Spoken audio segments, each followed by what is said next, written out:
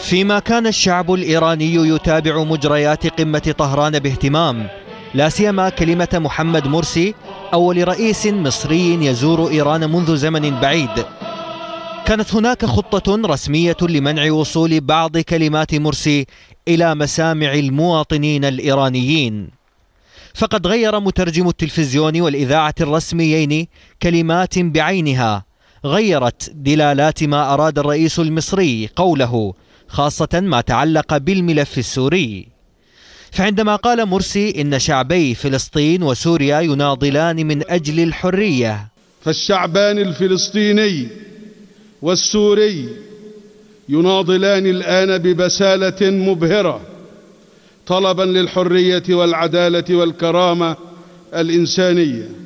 سمعها الإيرانيون من على التلفزيون الرسمي الإيراني إن شعب فلسطين وشعب البحرين يناضلان للحرية.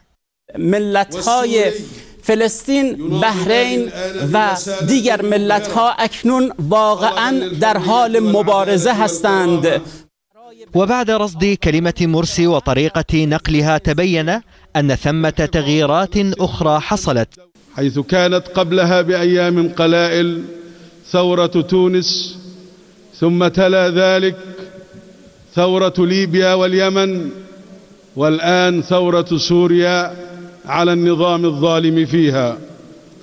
لكن المترجم غير سوريا إلى البحرين ووصف الربيع العربي بالصحوة الإسلامية. تونس پس از آن آغاز شد و لیبی و یمن را شاهد هستیم و تحولاتی که در بحرین اکنون شاهد آن هستیم. وامتد التحريف لمقاطع أخرى. إن الفيتو شل يد مجلس الأمن عن حل الأزمة السورية. إن الفيتو شل مجلس الأمن عن حل أزمات التحولات الشعبية. إننا نتضامن مع الشعب السوري ضد الظلم والقمع. إننا نتضامن مع الشعب السوري ضد المؤامرة الموجهة ضد هذا البلد. وحدة المعارضة السورية ضرورة. نأمل ببقاء النظام المتمتع بقاعدة شعبية.